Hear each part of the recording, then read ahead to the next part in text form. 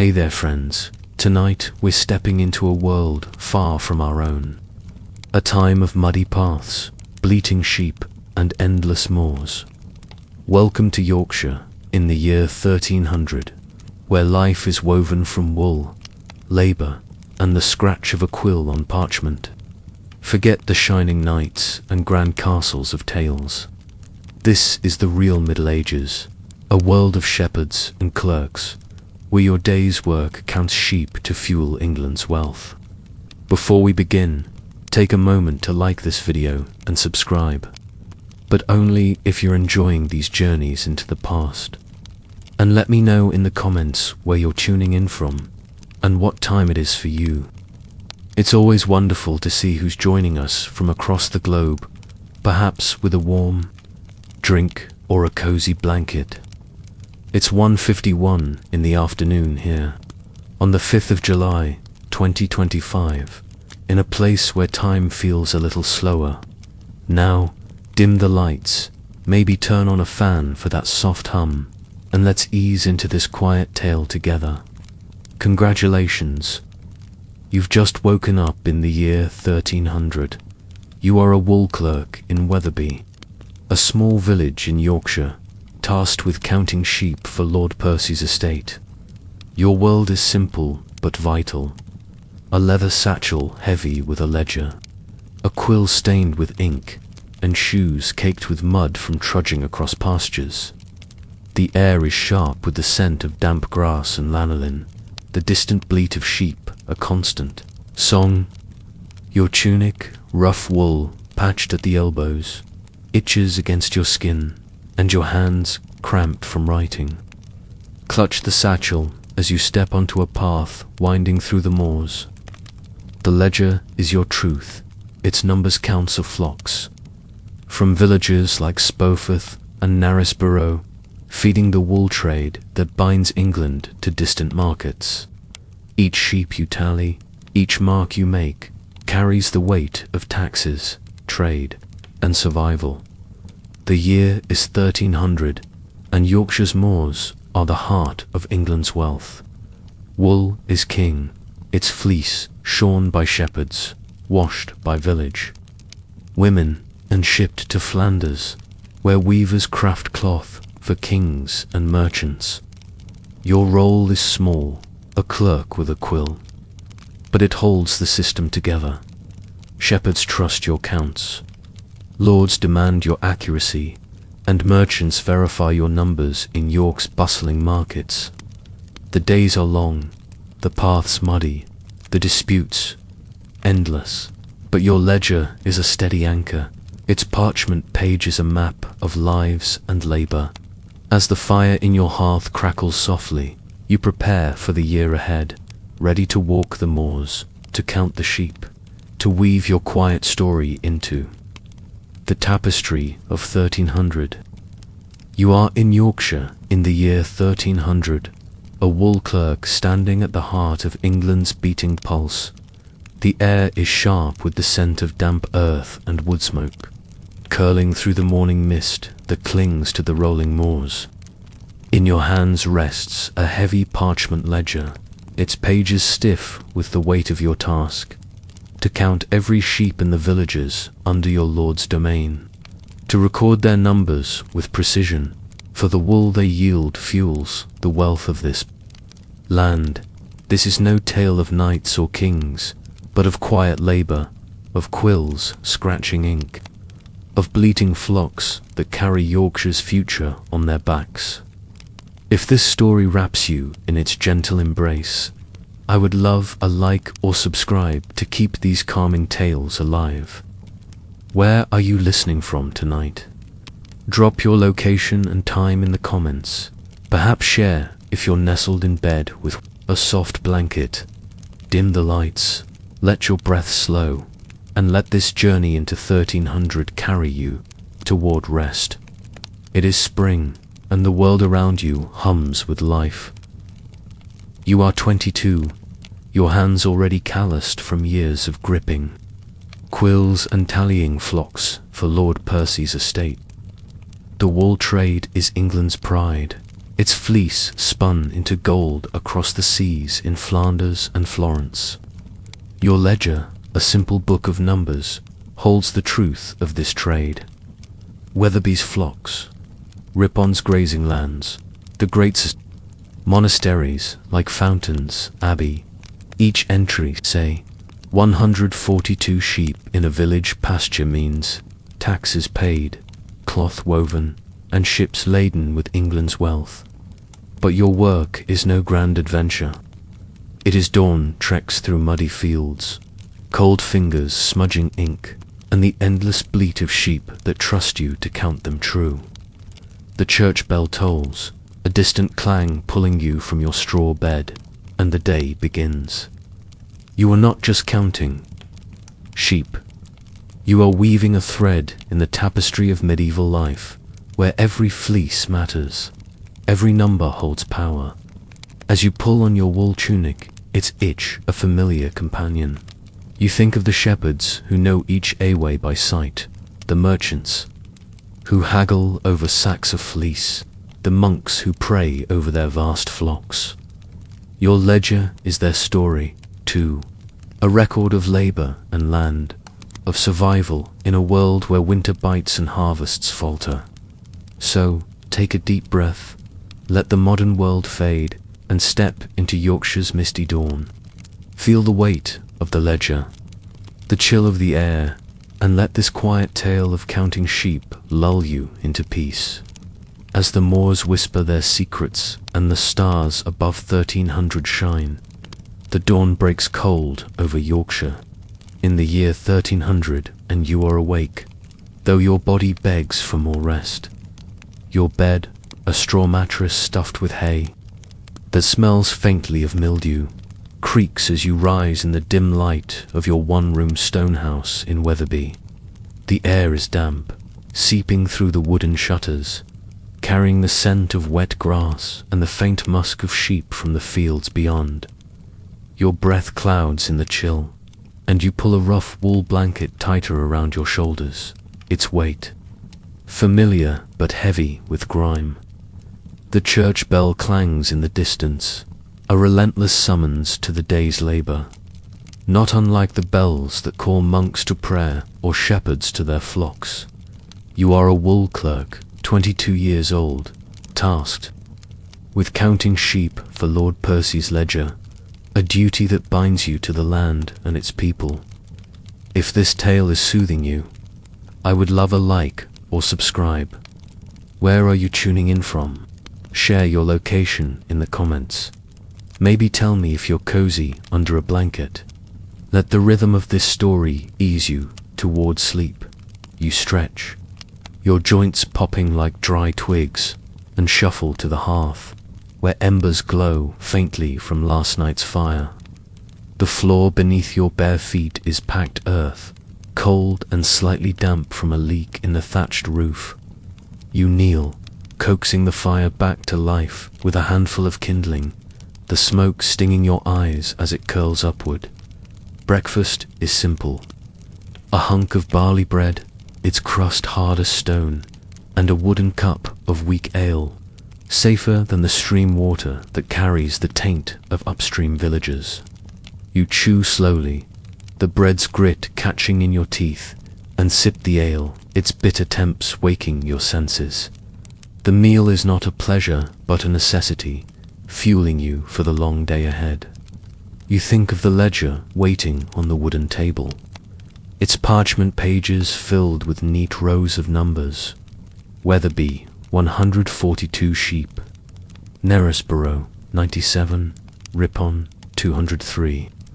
Each entry is a thread in the great wool trade, the backbone of Yorkshire's wealth. But to you, it is hours of trudging, counting, and writing in the cold.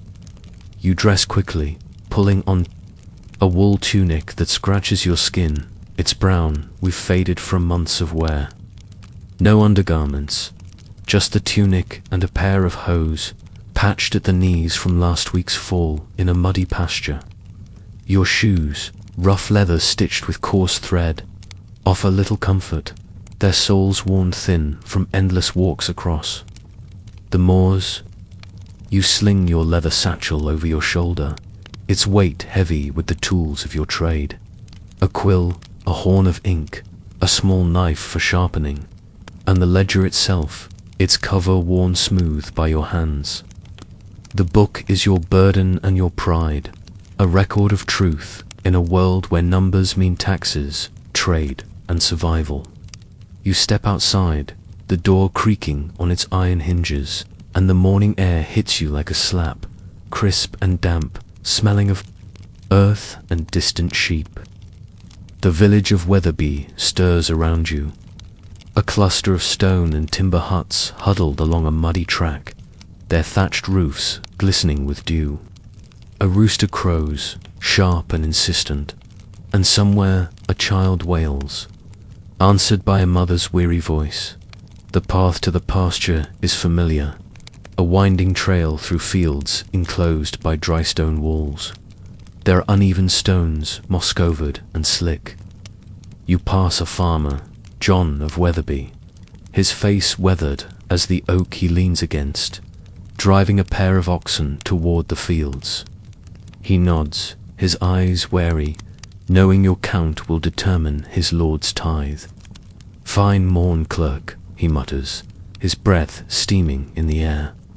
You nod back, your voice soft to keep the peace. "Aye, John, let's hope the sheep stand still." Today, he grunts, a half-laugh, and trudges on, his wooden plough slung over his shoulder. The fields stretch wide, green with spring grass, but patched with mud, the legacy of last week's rain. Sheep dot the landscape, their woolly forms blending into the mist. Their bleats a low chorus that hums through the morning.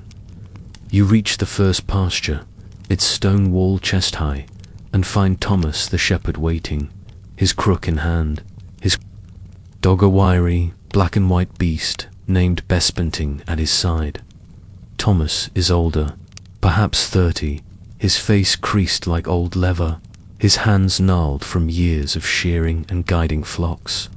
His cloak, patched and stained, smells of lanolin and sweat, and his eyes are sharp, watching you as if you might steal his sheep with a stroke of your quill. "Morning, clerk," he says, his voice rough as the moors. "Reckon we've won. 142 head, same as last count." You nod, opening the ledger to a fresh page, the parchment crackling under your fingers. The ink horn is cold, and you warm it in your hands, careful not to spill the precious black liquid. You dip the quill, its tip scratching as you write. Wetherby, 1300, spring count. "Let's see them, Thomas," you say, and he whistles to Bess, who bounds forward, barking to herd the sheep toward the gate. The flock moves slowly, a sea of woolly backs, their hooves squelching in the mud. You count each one as they pass. Through the narrow gate, your voice a soft chant. 1, 2, 3. The sheep are hardy Ryland breed, their wool thick and prized for its softness, destined for the looms of Flanders. Some are ewes heavy with spring lambs, others are wethers, castrated males grown for their fleece. You note their condition. A few are thin, their ribs visible beneath matted wool, likely from a lean winter. Thomas mutters about wolves spotted near Knaresborough, a threat that keeps him awake at night. You reach 50, then 100, your breath steady as you call out numbers, the quill hovering over the ledger. Bess barks, circling a stray away, and Thomas curses softly, his crook nudging the sheep back into line. 141, 142, you finish, your voice hoarse but satisfied. Thomas nods, his face unreadable, and you mark the total in the ledger, the ink smudging slightly in the damp air. You pause, wiping sweat from your brow despite the chill, and look out over the moors. The mist is lifting, revealing hills that roll like waves, their green broken by patches. of heather and stone. The ledger feels heavier now, its pages a map of lived Thomases, the sheep's, the Lord's. You think of the wool's journey, shorn by shepherds, washed in streams, carded by village women, and shipped to foreign markets. Your numbers make that possible, a quiet power in a world of lords and labourers. But the day is young, and Wetherby is only the first stop. You must visit 2 more villages, Spoforth and Kirk Daytonby, for dusk, each with its own flocks, its own shepherds, its own disputes. You thank Thomas, who grunts and turns back to his sheep, and sling the satchel over your shoulder, the ledger safe inside. The path to Spoforth is steeper, cutting through a copse of oak and ash, their branches bare but budding with spring. The air smells of wet bark and moss, and a lark's song pierces the quiet, a fleeting moment of beauty in your trudging day. Your shoes sink into the mud, each step a small battle, and you curse the rain that makes your work harder. Spoforth's pasture is smaller, its stone walls crumbling, and you find Agnes, a rare female shepherd, waiting with her flock. She is younger, perhaps 18, her hair tucked under a wool cap, her hands red from cold. 83 head, she says firmly, her eyes daring you to doubt her. You smile, hoping to ease the tension, and begin the count. Bess's Kazina, dog named Jack, nipping at the sheep's heels. The flock is smaller but healthy, their wool gleaming in the weak sunlight. You count carefully, noting a lame away that Agnes promises to tend, and mark the ledger. Spoforth, 1383 sheep. Agnes watches you write, her face softening as you confirm her count. Good work, Agnes, you say, and she nods, a flicker of pride in her eyes. The sun climbs higher, burning off the mist, and you move on to Kirk Dayton, the last village before you return to Wetherby. The path winds along a stream, its water, clear but cold, used by villagers to wash wool before it's sold. You pass a group of women, their skirts hitched up, scrubbing fleece in the shallows, their laughter cutting through the morning's quiet. They wave, and you nod back, your satchel bouncing against your hip. Kirk Dayton's pasture is broad, enclosed by a hedge rather than stone, and you find William, an older shepherd with a limp from a fall years ago. His flock is larger, 203 sheep, and the count takes longer, your voice growing, hoarse as you call out numbers. William helps, his crook steadying him as he points out each sheep, naming them Bessie, Clover, Thornass, if they were kin. You marvel at his memory, your quill scratching furiously to keep up. The ledger grows heavier with each entry, its pages filling with the life of Yorkshire's flocks. By midday, your stomach growls, the morning's bread a distant memory. You sit on a stone, pulling a small loaf from your satchel, its crust softer. Then breakfasts, but still tough.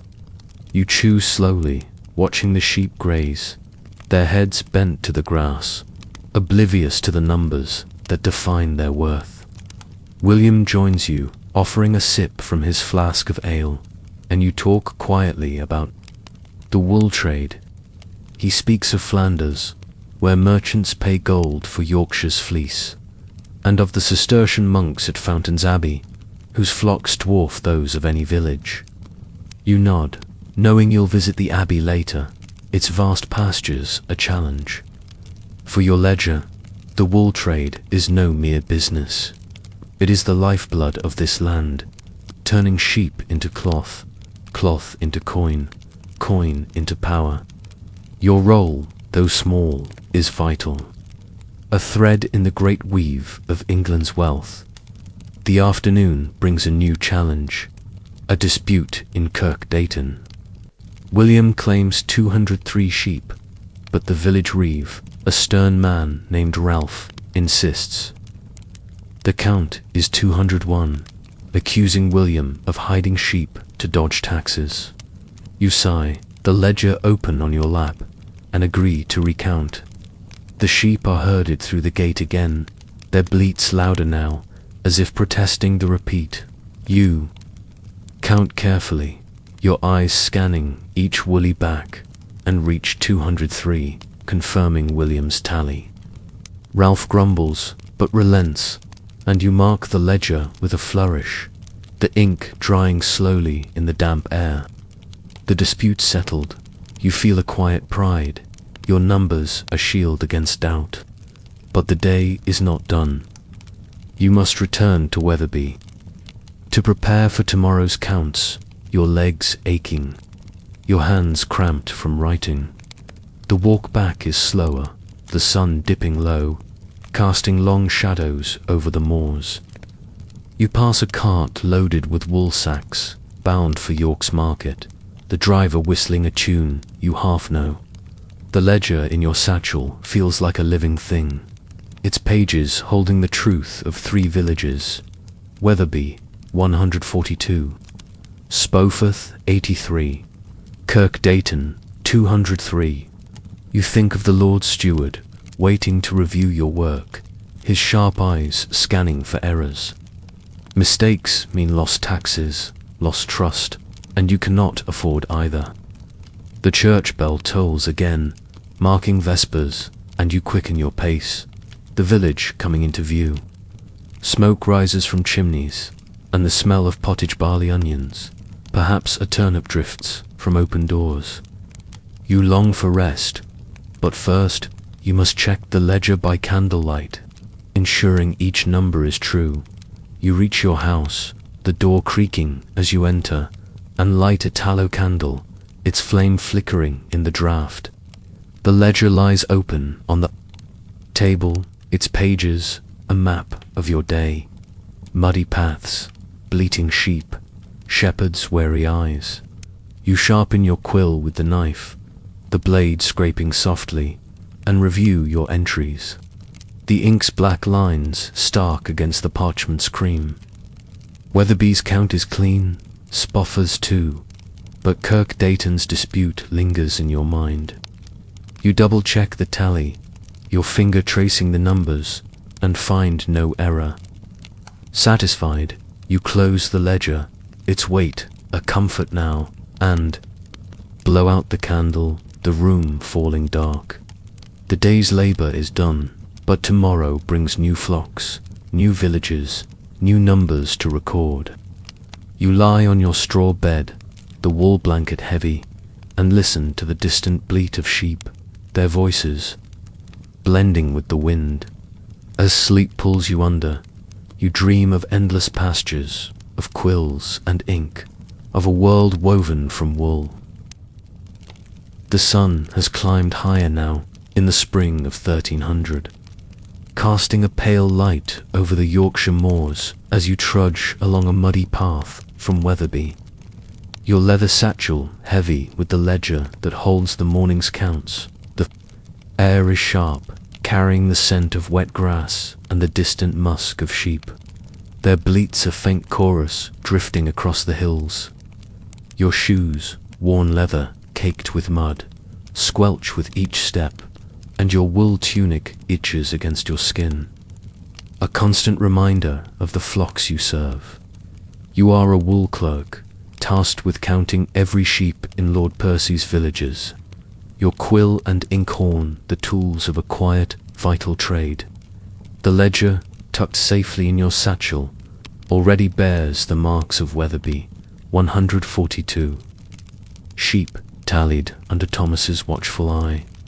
But the day stretches long, and more villages Spoforth, Kirk Dayton await your counts. If this tale is lulling you into calm, I would love a like or subscribe to keep these stories weaving. Where are you drifting off from tonight? Drop your location in the comments. Perhaps share if you're nestled with a warm drink. Let the rhythm of this medieval journey carry you towards sleep. The path to Spoforth is narrow, winding through fields of green barley, their stalks swaying in the breeze. Dry stone walls, moss-covered and uneven, mark the boundaries of grazing lands, their stones stacked by hands long gone. You pass a boy, no older than 10, driving a small flock of geese with a stick, his bare feet muddy and his face smudged with dirt. He stares, curious, at your satchel, knowing you are the clerk who counts the sheep that sustain his village. You nod, offering a small smile, and he scurries off, his geese honking in protest. The moors stretch wide around you, their hills rolling like waves, patched with heather and gorse that catch the light in bursts of yellow. The air smells of earth and dew, and a lark's song pierces the quiet, a fleeting note of beauty in your trudging day. Your legs ache from the morning's work, but the ledger's weight urges you on. Its pages a promise of order in a world of mud and labour. Spofforth's village comes into view, a cluster of thatched huts huddled around a small church, its stone tower squat and weathered. Smoke curls from chimneys, carrying the scent of pottage barley onions, perhaps a scrap of mutton for those who can afford it. The pasture lies just beyond, enclosed by a low stone wall, where Agnes the shepherd waits, her figure small but sturdy against the wind. She is young, perhaps 18, her hair tucked under a wool cap, her hands red from cold and work. Her dog, Jack, a wiry beast with a sharp bark, sits alert at her side, his eyes tracking the flock. 83 head, Agnes says, her voice firm, almost defiant, as if daring you to question her count. You nod, opening the ledger, its parchment crackling in the damp air. The ink horn is cold, and you warm it between your palms, careful not to spill the black liquid that stains your fingers. You dip the quill, its tip scratching as you write, Spofforth, 1300, spring count. Let's see them, Agnes, you say, and she whistles to Jack, who leaps forward, herding the sheep toward a narrow gate. The flock moves slowly, their woolly backs a sea of cream and grey, their hooves sinking into the soft earth. You count each one as they pass, your voice a soft chant. 1, 2, 3. The sheep are Rylands, their fleece thick and soft, prized by merchants in York and beyond. Some are ewes, their bellies swollen with lambs do any day. Others are wethers, their wool heavy and matted from the winter. You note their condition. Most are healthy, their coats gleaming in the sunlight, but a few limp, their legs weakened by mud or age. Agnes watches you closely, her eyes sharp, her crook resting on her shoulder. That one's lame, she says, pointing to an A-way straggling at the back. I'll tend her tonight. You nod, trusting her word, and continue counting. 50, 51. Jack barks, circling a stray sheep, and Agnes moves swiftly, her crook guiding it back to the flock. You reach 83, your voice steady, and mark the total in the ledger, the ink smudging slightly as a gust of wind ripples the page. You pause, wiping your brow, the sun warm now despite the breeze. Agnes offers you a sip of ale from her flask, its bitterness sharp but welcome. Good count, she says, a rare smile softening her face. You nod, grateful for her skill, knowing a shepherd's eye is sharper than any clerk's quill. The ledger feels heavier now, its pages holding Spofford's truth. 83 sheep, each one a piece of the wool trade that binds this land to distant markets. You think of the fleece's journey, shorn by Agnes's hands, washed in the stream, carded by village women, and shipped to Flanders, where weavers turn it into cloth for kings and merchants.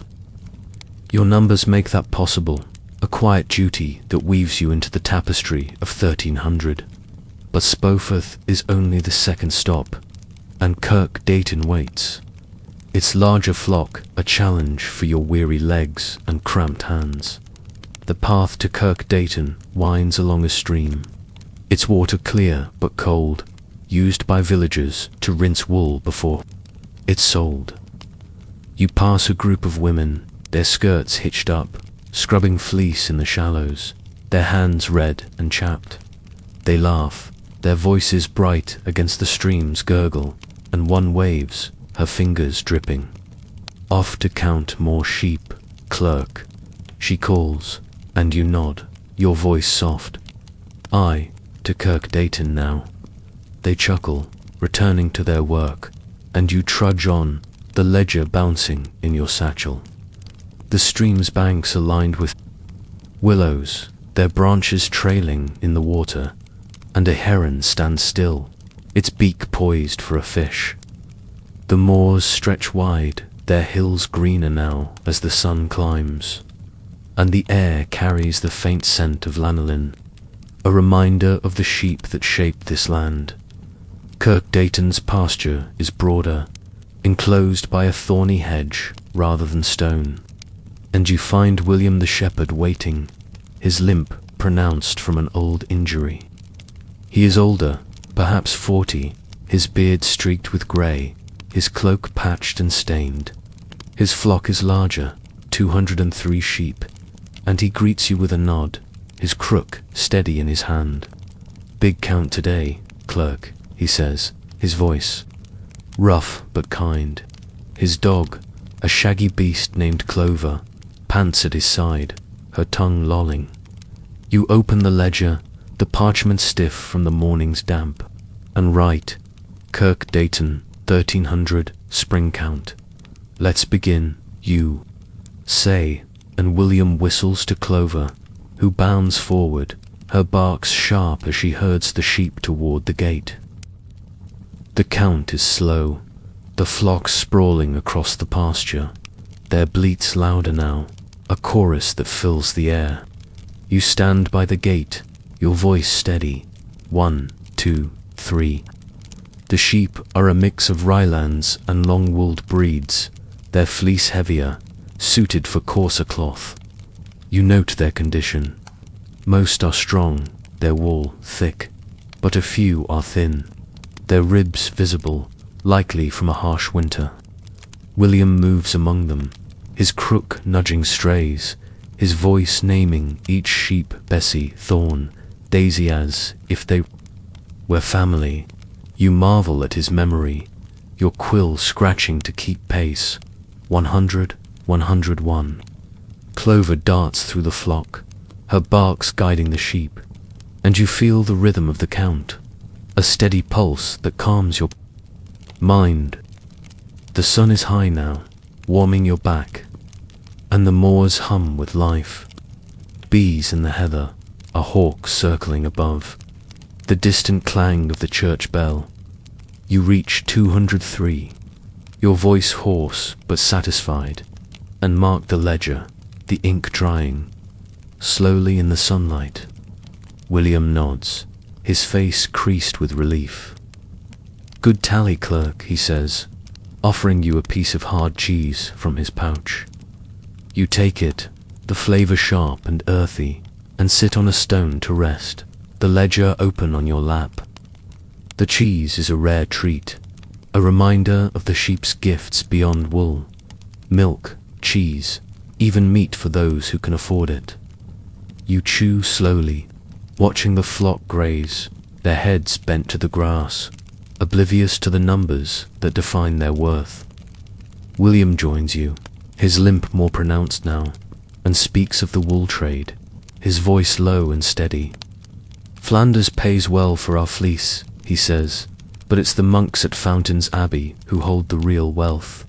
You nod, knowing you'll visit the abbey soon, its vast flocks a challenge for your ledger. The wool trade is no mere exchange of goods. It is the lifeblood of Yorkshire, turning sheep into cloth, cloth into coin, coin into power. In 1300, England's wool is the finest in Europe, and Yorkshire's moors are its heart.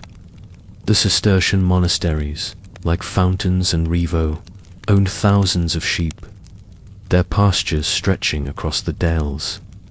Their wool, shorn by lay brothers and shipped to Bruges, brings gold that builds churches and buys influence. But here, in Clerk, it is shepherds like William who make it possible, their hands guiding the flocks, their knowledge shaping your counts. Your ledger is their story, too, a record of labor and land, of survival in a world where winter bites and wolves prowl. You think of the communal grazing fields, the open strips where villagers share pasture under the Lord's watchful eye. Each sheep belongs to a shepherd, but the land is the Lord's, and your numbers ensure his taxes are paid. A dispute breaks the calm. The village reeve, Ralph, a tall man with a sharp voice, approaches, his cloak finer than William's, a sign of his status.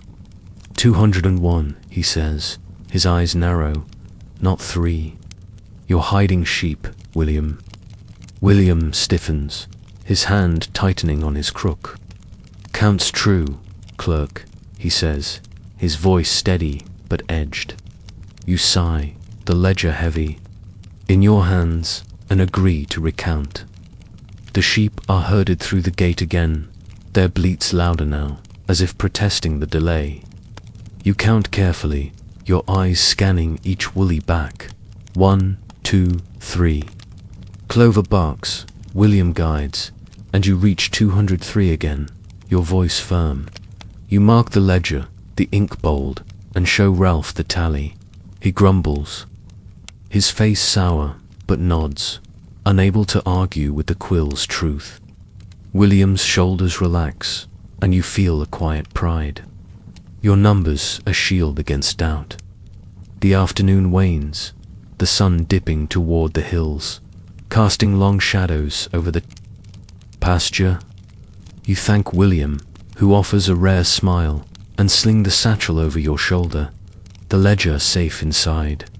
The path back to Wetherby is long, winding through fields and past a small chapel, its wooden cross weathered by rain. You pass a group of children chasing a leather ball, their laughter bright in the fading light. A woman, her apron stained, calls them home, her voice tired but warm. The air grows cooler, smelling of damp earth and wood smoke, and you quicken your pace, your legs heavy from the day's work. The ledger holds 3 villages now: Wetherby 142, Spoforth 83, Clerk 203. Each number is a story, a thread in the wool trade that binds this land to distant shores. You think of the shepherds Stamus, Agnes, William, and their lives, tied to the flocks as surely as you are to the ledger. Their work is harder, their days spent on the moors, guarding sheep from wolves and weather. Agnes, young but fierce, knows every A-way by sight, her crook an extension of her will. William, with his limp and his names for each sheep, carries a wisdom you envy. Even Thomas, gruff and wary, has a bond with his flock that you, with your quill, can only record, not share. The wool trade depends on them, on the sheep that graze these hills, on the hands that shear and wash and spin. Your role is small, but vital, a bridge between the pasture and the Lord's hall, between the sheep and the gold they bring. The communal grazing fields are the heart of this world, strips of land shared by villagers under the Lord's rule. Each family has rights to graze a certain number of sheep, their flocks mingling in the open fields, marked by notches on their ears or dyes on their wool. The system is ancient, rooted in custom, but it breeds disputes. A missing sheep, a miscounted flock, a neighbor's A-way claimed as another's. Your ledger settles these arguments.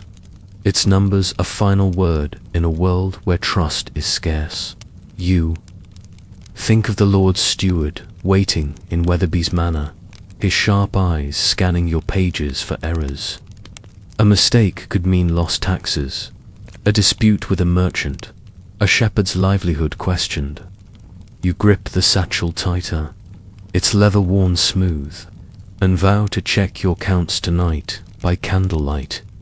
The path dips into a hollow, where the stream widens, its banks muddy from the feet of sheep and women washing wool.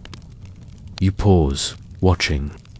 The water ripple, its surface catching the last light of day. A fish jumps, a flash of silver, and you smile, the moment of brief respite from your task. The ledger is heavy, but it is yours, a record of truth in a world of mud and labor. You think of the wool's journey, from these pastures to York's. Markets, 2 ships bound for Flanders, 2 looms that we've clothed for cloaks and tapestries. Your numbers make that possible, a quiet power you carry in ink and parchment. The church bell tolls, marking the hour of vespers, and you hurry on.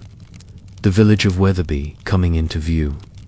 Your house is dark, its hearth cold, but you light a tallow candle, its flame flickering in the draught. The ledger lies open on the table, its pages filled with the day's work. Weatherby, Spoforth, Kirk Dayton. You sharpen your quill, the knives scrape a soft rhythm, and review your entries. The ink's black lines stark against the parchment. The counts are true, the numbers steady, but the dispute in Kirk Dayton lingers, a reminder of the trust you hold. You close the ledger, its weight a comfort, and blow out the candle, the room falling dark. The day is done, but tomorrow brings new villages, new flocks, new numbers to record. You lie on your straw bed, the wool blanket heavy, and listen to the wind, its howl blending with the distant bleat of sheep. As sleep pulls you under, you dream of endless pastures, of quills, scratching parchment, of a world woven from wool. The sun hangs high over Yorkshire in the spring of 1300, its light filtering through a haze of clouds as you set out from Kirk Dayton, your leather satchel heavy with the ledger that holds the truth of the villagers' flocks. The air is warmer now, carrying the scent of damp wool and blooming heather. The moors stretching wide around you, their hills a patchwork of green and grey. Your shoes, caked with mud from yesterday's trudging, sink into the soft earth, and your wool tunic, patched and itchy, clings to your skin with the day's growing heat. You are a wool clerk, tasked with counting sheep for Lord Percy's estate. But today your journey takes you beyond the pastures to the market town of York, where merchants await to verify your counts against their own tallies. The ledger, its parchment pages worn and heavy, holds the numbers that fuel England's wealth. Weatherby, 142 sheep. Spoforth, 83. Kirk Dayton, 203. If this tale is weaving a gentle spell over you, I would love a like or subscribe to keep these stories alive. Where are you listening from tonight? Drop your location in the comments. Perhaps share if you're curled up with a soft pillow. Let the rhythm of this medieval world lull you toward sleep.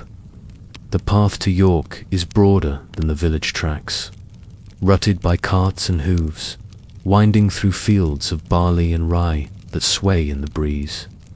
You've joined a small group of farmer with a sack of turnips, a tinker with his clinking tools, a woman carrying a basket of eggs, hired by Lord Percy's steward to share a cart for the journey.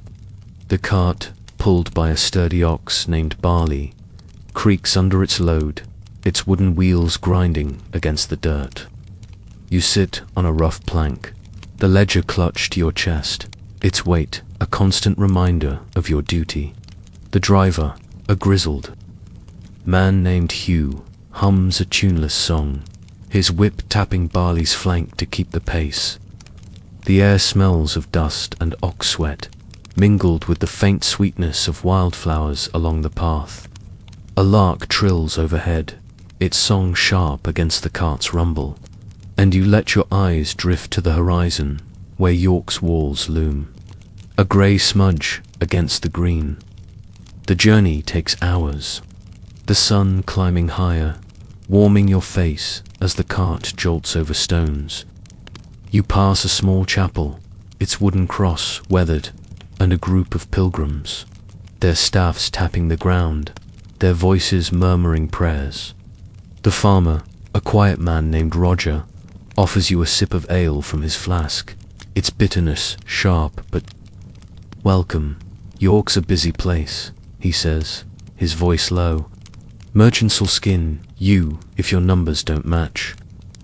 You nod, your fingers tightening on the ledger, knowing the truth of his words. The wool trade is no mere village affair. It is England's lifeblood, its fleece shipped across the seas to Flanders and Florence, where weavers turn it into cloth for kings and bishops. Your ledger, with its neat rows of numbers, is a bridge between the moors and those distant looms, a record that ensures Lord Percy's taxes are paid, his wealth secure. But in York, your counts will face scrutiny, the merchants' sharp eyes, and sharper tongues ready to challenge any mistake. The walls of York grow clearer now, their stone towers rising above the fields, the river Ouse glinting in the distance. You pass through Micklegate Bar, its gatehouse bustling with guards and traders, their voices a cacophony of haggling and laughter. The cart rolls into the city, the streets narrow and crowded, paved with cobbles slick from morning rain. The air shifts, thick with the smells of wood smoke, baking bread, and the sharp tang of tanning leather. Stalls line the shambles, their wooden awnings sagging under sacks of wool, barrels of ale and baskets of fish from the river. Merchants shout their wares, their voices competing with the bleat of penned sheep and the clatter of hooves. You clutch the ledger tighter, its weight grounding you in the chaos. And thank Hugh as you climb down from the cart, your legs stiff from the journey.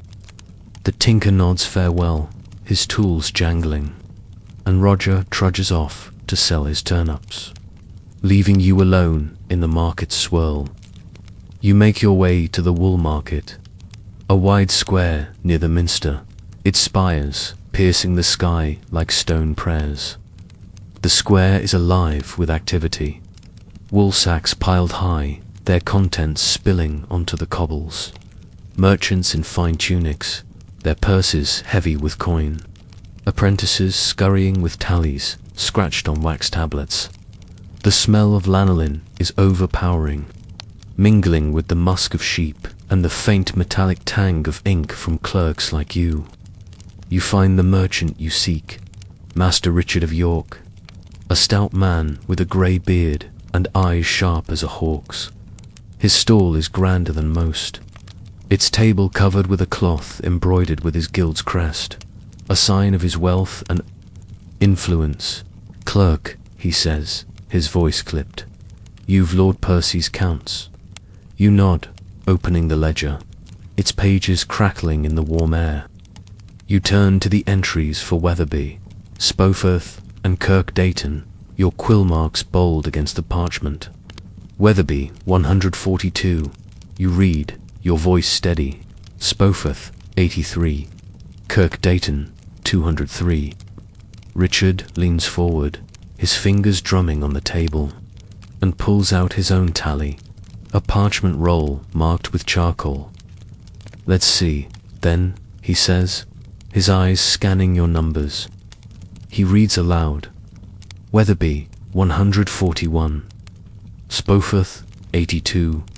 Kirk Dayton, 201. Your stomach tightens, the air suddenly heavy. Discrepancies are common, but they mean disputes, recounts, hours of haggling that could delay your return to Wetherby. You take a breath, keeping your voice calm. My counts are true, Master Richard, you say, pointing to the ledger. I counted each flock myself, with the shepherd's eyes on me. He grunts, his brow furrowing, and calls for his apprentice. A lanky boy named Peter, who carries a bundle of wool samples tied with twine. Fetch the guild's tally, Richard snaps, and Peter scurries off, his footsteps lost in the market's din. You wait, the ledger open on the table, its pages fluttering in the breeze. The square hums around you, merchants bartering with Flemish traders, their voices thick with foreign accents, their hands gesturing wildly over sacks of wool. You watch a deal unfold. A merchant hands over a sack of Ryland fleece, its texture soft and creamy, and receives a purse of silver in return, the coins glinting in the sunlight. The wool trade is England's pride, its fleece the finest in Europe, sought by weavers in Bruges and Ghent who turn it into cloth for cloaks, tapestries, even the Pope's robes. Yorkshire's moors, with their vast pastures, produce the wool that fills these sacks, and your ledger ensures that every sheep is accounted for, every fleece taxed, every coin claimed. But the trade is fragile, built on trust and numbers, and a single mistake yours or Richard's could unravel a deal. Cost Lord Percy his due, or anger a shepherd whose flock is questioned. Peter returns, breathless, with the guild's tally, a heavy parchment bound in leather. Richard unrolls it, his fingers tracing the numbers, his lips moving silently. Weatherby 142, he says at last, his voice grudging. Spoforth 83. Kirk Dayton 203. You exhale, relief washing over you like a cool stream. Your counts match, the ledger's truth holding firm. Richard nods, his face softening slightly. Good work, Clerk, he says, pushing a small coin across the table. A penny for your trouble. You take it, its weight light but welcome, and slip it into your satchel, next to the ledger. The coin is a rare gift, a sign of respect from a man who trusts few. You thank him, your voice soft, and close the ledger, its pages heavy with the day's triumph. The market square buzzes on, its rhythm unbroken. You wander past stalls, watching wool being weighed on great scales, their iron arms creaking under the load. A monk, his Cistercian robes white as new wool, haggles over a sack from Fountains Abbey, his voice calm but firm. The monasteries are the wool trade's giants, their flocks numbering in the thousands, their pastures stretching across the dales. Fountains Abbey alone produces enough wool to fill ships bound for Flanders, its wealth rivaling Lord Percy's. You think of your upcoming visit to the Abbey, its vast pens a challenge for your quill, and feel a flicker of awe. The wool trade binds village to city, shepherd to merchant, England to Europe, and your ledger is its quiet heart, a record of numbers that shape a nation. You pause by a stall selling ale, its vendor a ruddy-faced woman named Ellen, her apron stained with spills. She offers you a cup, her smile warm, and you sip slowly, the ale's bitterness grounding you in the market's chaos. Busy day, Clerk, she asks, and you nod, the ledger heavy in your satchel. Always, you say, and she laughs, her voice bright. You sit on a stool, the ledger resting on your lap, and watch the square. Apprentices sorting wool by grade. Merchants counting coins, a stray sheep bleating as it's herded back to its pen. The air smells of lanolin and sweat, of ink and parchment, of a trade that never sleeps. You think of the wool's journey, from the moors to these stalls, 2 ships crossing the North Sea, 2 looms in distant cities. Your numbers make that journey possible. a thread in the great weave of 1300. The sun dips lower, casting long shadows over the cobbles, and you know you must return to Wetherby before dusk. The cart waits by Micklegate Bar, Hugh dozing. On the driver's seat, Barley chewing a tuft of grass. You climb aboard, the ledger safe in your satchel, and the cart lurches forward, its wheels grinding against the road. The city fades behind you, its walls swallowed by the moors, and the air grows cooler, smelling of earth and dew. You think of the ledger's pages, now verified by Richard's tally, a testament to your care. The wool trade is vast, its reach, stretching beyond Yorkshire to courts and cathedrals, but it begins with you, with the sheep you count, the numbers you write. The cart jolts, and you lean back, the ledger's weight a comfort, its parchment warm against your chest. The journey back is quiet, the other travellers dozing or lost in thought. Roger, the farmer, snores softly, his turnip sack empty, his purse heavier with coin. The tinker hums, his tools silent now, and the woman with the eggs clutches her basket, her face tired but content. You watch the moors roll by, their hills, softening in the twilight, and listen to the distant bleat of sheep, a sound that follows you even here. The ledger holds the truth of 3 villages, their flocks tallied, their shepherd's labour recorded. You think of Thomas, Agnes, William, their faces etched in your mind, their sheep, the lifeblood of this land. The wool trade is their story, too, a tale of mud and sweat, of flocks and markets, of numbers that bind a village to the world. The cart reaches Wetherby as the sky turns purple, the church bell tolling vespers. You climb down, your legs aching, and thank Hugh, who nods sleepily. The village is quiet, its huts dark, smoke curling from chimneys. You walk to your house, the door creaking as you enter, and lighted tallow candle, its flame flickering in the draught. The ledger lies open on the table, its pages filled with the day's work. Wetherby, Spoforth, Kirk Dayton, their counts verified in York. You sharpen your quill, the knives scrape a soft rhythm, and review the entries, the inks, black lines stark against the parchment. The numbers are true, the merchants satisfied, and you feel a quiet pride, your roll small but vital. You close the ledger, blow out the candle, and lie on your straw bed, the wool blanket heavy. The wind howls outside, carrying the faint bleat of sheep, and as sleep pulls you under, you dream of markets and moors, of quills and wool, of a world woven by your numbers. The dawn is soft over Yorkshire, in the spring of 1300, its light barely breaking through the mist that clings to the moors like a whispered secret. You stand at the edge of Spofford's pasture, your leather satchel heavy with the ledger that holds the counts of Lord Percy's flocks. Wetherby, 142 sheep. Spoforth, 83.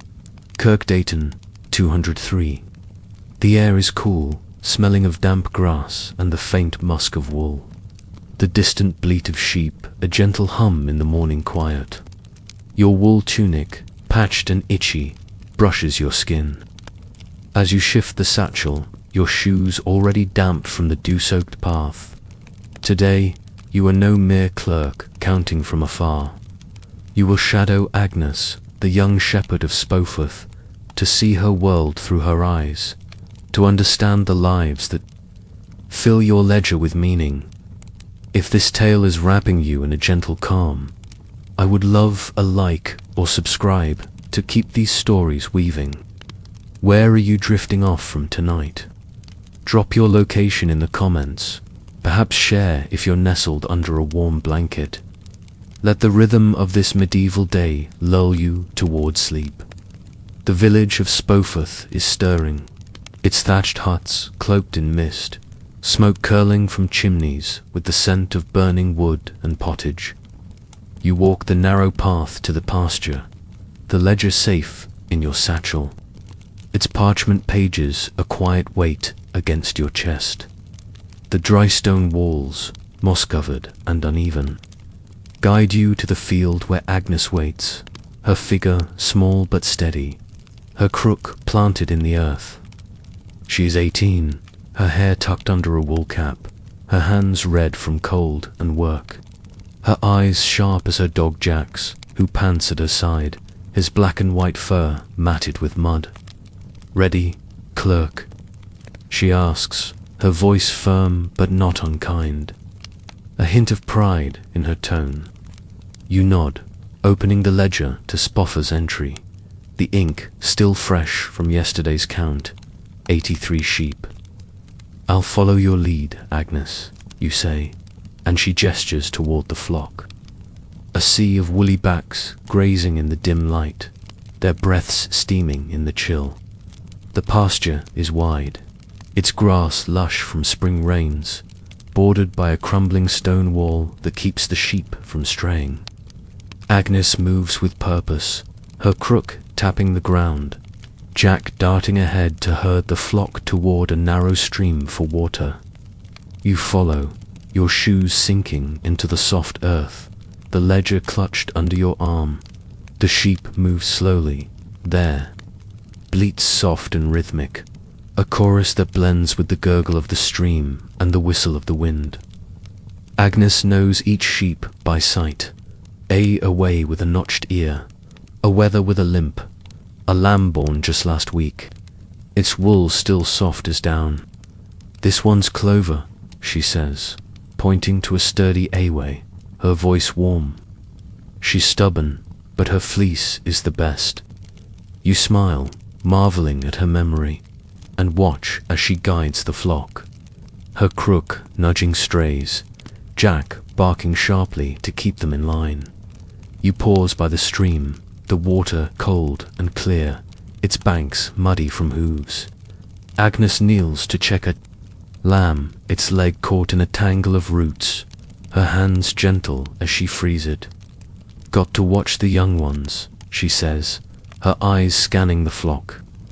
"Lose one, and the Lord's steward have my hide." You nod, understanding the weight of her words.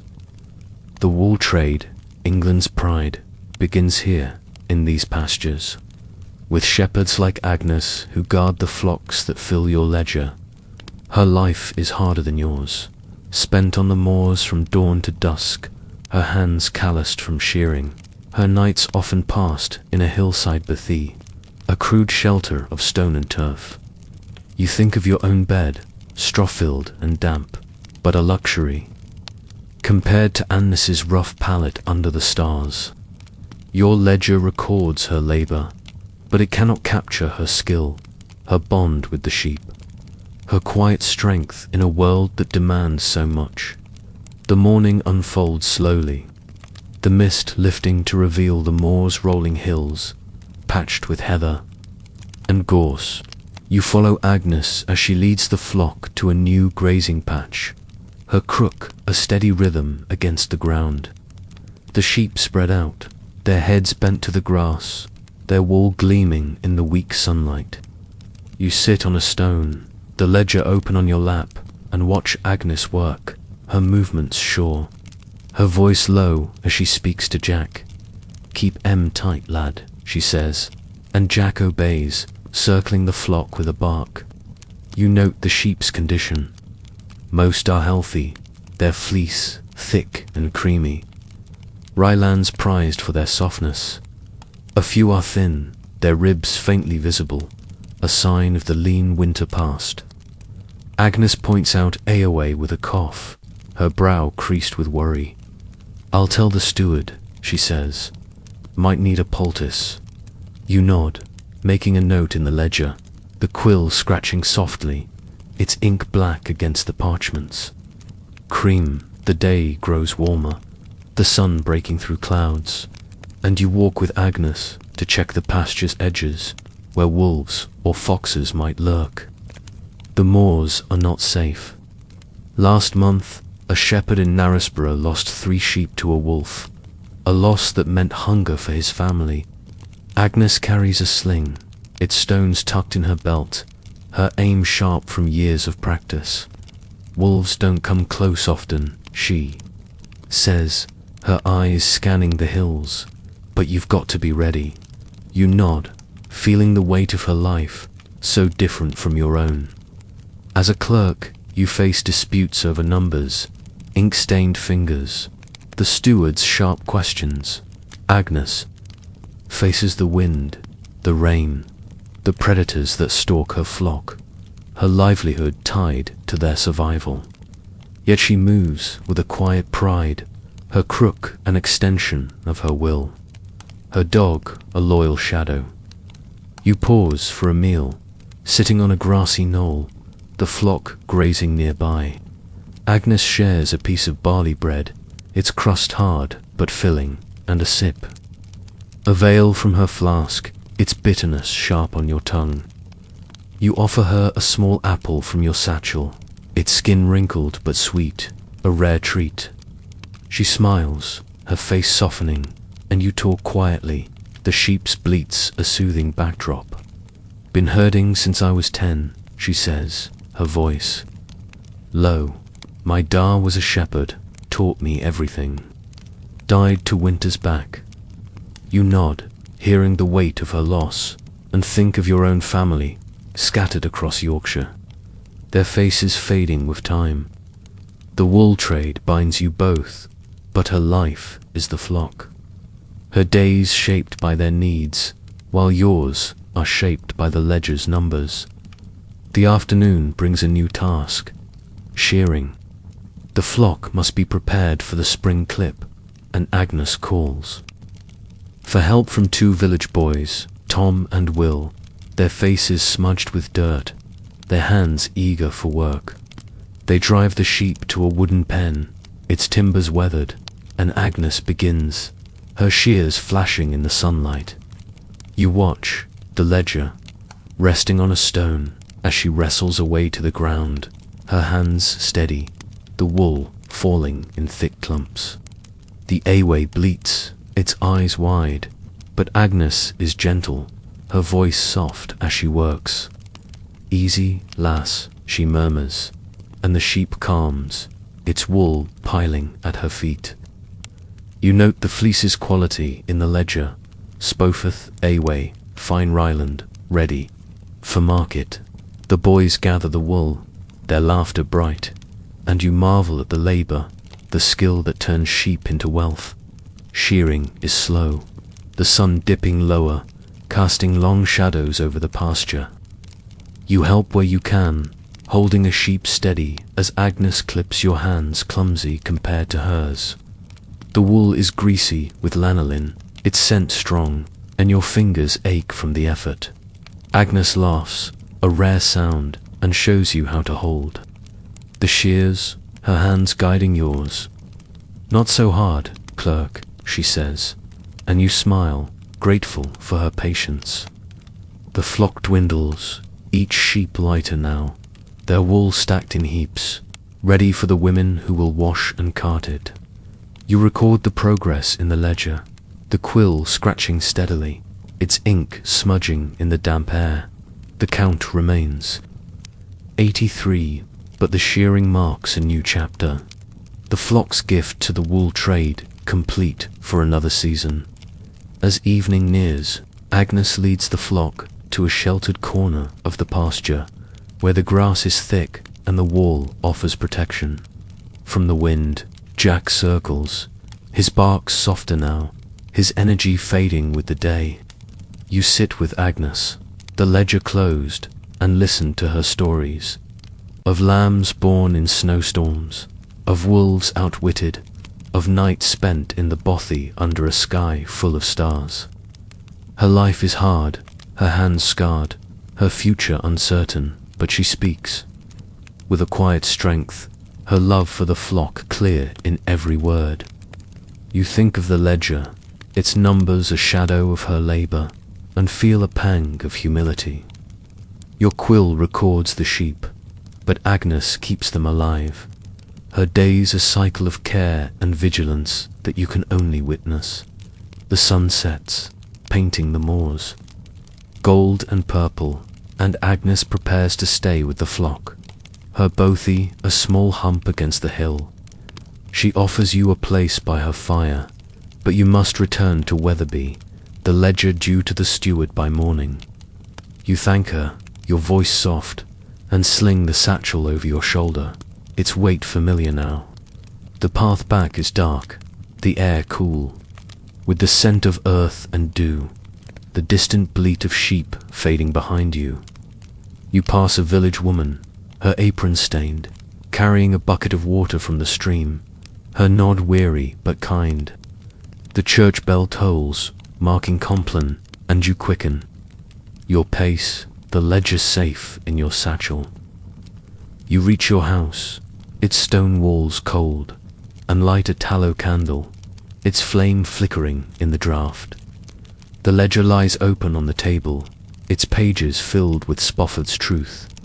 83 sheep, their fleece shorn, their lives recorded. You sharpen your quill, the knives scrape a soft rhythm, and review the day's notes, the ink's black lines stark against the parchment. Agnes's face lingers in your mind, her hand steady, her voice calm, her flock a world you've only glimpsed. The wool trade is built on shepherds like her, their labour the foundation of England's wealth. You close the ledger, blow out the candle, and lie on your straw bed, the wool blanket heavy.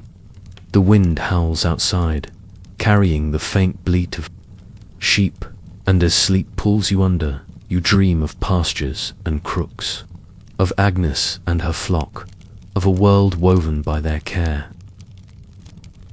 The twilight deepens over Yorkshire in the spring of 1300, casting a soft purple glow across the moors as you trudge toward Wetherby. Your leather satchel heavy with the ledger that holds the truth of the villagers' flocks. The air is cool, carrying the scent of damp earth and wood smoke, the distant bleat of sheep fading into the evening's quiet hum. Your wool tunic, patched and rough against your skin, sways with each step, your shoes caked with mud from days spent, crossing pastures and market roads. You are a wool clerk, tasked with counting sheep for Lord Percy's estate, and tonight you must report your Counts Wetherby 142 sheep, Spoforth 83, Kirk Dayton 203-2, the steward at the Lord's Manor. The ledger, its parchment pages worn and heavy, is your proof. Its numbers a bridge between the shepherd's labour and the Lord's wealth. If this tale is weaving a gentle calm over you, I would love a like or subscribe to keep these stories alive. Where are you drifting off from tonight? Drop your location in the comments. Perhaps share if you're nestled with a warm drink. Let the rhythm of this medieval evening lull you towards sleep. The path to the manor winds through Wetherby's village, its thatched huts dark now, save for the flicker of candlelight through wooden shutters. The church bell tolls Compline, its clang slow and mournful, urging the faithful to evening prayers. You pass a woman, her apron stained, carrying a bucket from the well, her nod weary but kind. A dog barks, sharp in the stillness, and a child's voice calls from a hut, answered by a mother's soft hush. The manor lies just beyond, its stone walls looming against the twilight. A squat tower rising above the thatched roofs of the village. Torches burn at the gate, their flames casting shadows that dance across the cobbles, and you feel a knot in your stomach, knowing the steward's sharp eyes await. Your ledger is true, its counts verified in York's market. But the manor is a place of scrutiny, where numbers mean taxes, power, and trust. You approach the gate, its oak door studded with iron, and a guard, his face shadowed under a hood, nods you through. The courtyard is bustling, even at this hour, servants hauling firewood, a groom leading a horse to the stable, a cook shouting orders over the clatter of pots. The air smells of smoke and roasting mutton, mingled with the faint musk of straw and manure. The manor house itself is grander than any village hut, its stone walls thick, its windows narrow slits glowing with candlelight. You cross the courtyard, your shoes crunching on gravel, and enter the great hall, its heavy door creaking on its hinges. The hall is warm, almost stifling, its air thick with the scent of wood smoke, beeswax, and the sharp tank of ale. A long oak table stretches down the center, laden with platters of bread, cheese, and meat luxuries you rarely see. Tapestries hang on the walls, their woolen threads dyed red and blue, depicting hunts and battles that feel worlds away from your quill and ink. The steward, Master Gilbert, sits at the table's head, his grey hair thinning, his eyes sharp as a blade. He is older, perhaps 50, his tunic finer than yours, its green wool embroidered with silver thread, a mark of his status. Around him are other manor servants, a bailiff scribbling on a wax tablet, a clerk counting coins, a maid sweeping rushes. From the floor, the fire in the hearth crackles, its flames casting flickering shadows across Gilbel's face. And you feel the weight of the ledger in your satchel, its pages a shield and a burden. Clerk Gilbert says, his voice low but commanding, "You've the counts." You nod, stepping forward, and open the satchel, pulling out the ledger with care. The parchment crackles as you turn to the latest entries. The ink stark against the cream pages. Wetherby, 142, Spoforth, 83, Kirkdayton, 203. You read them aloud, your voice steady despite the knot in your chest. All verified in York, Master Gilbert, you add, hoping to ease his scrutiny. Gilbert leans forward, his fingers drumming on the table, and takes the ledger, his eyes scanning the numbers. The hall is quiet now, save for the fire's crackle, and the distant clink of a servant's bucket. You stand, your hands clasped, feeling the weight of his gaze. The steward's role is to manage Lord Percy's estate, to ensure every sheep is counted, every tax collected, every fleece turned to coin. Your ledger is his tool, but a single error could mean a shortfall in taxes, a dispute with merchants, or a shepherd's livelihood questioned. Gilbert pauses at Kirkdayton's entry, his brow furrowing. 203, he mutters, his finger tracing the ink. The reeve claimed 201. You nod, expecting this, and explain. The recount, your voice calm. I counted twice, Master Gilbert, with William the shepherd. The tally holds true. He grunts, his eyes narrowing, and flips to Spoforth's count, then Wetherby's, his silence heavy as he checks each number.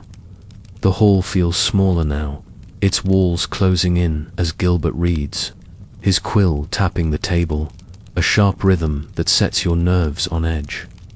You think of Agnes, her hands steady as she sheared her flock, of William naming each sheep like kin, of Thomas, gruff but true in Wetherby. Their labour fills your ledger, their lives tied to the numbers you carry. The wool trade is the manor's lifeblood, its fleece shipped to Flanders and Florence, where merchants pay gold for Yorkshire's finest. Lord Percy's wealth depends on your counts, on the sheep that graze his lands, on the shepherds who guard them.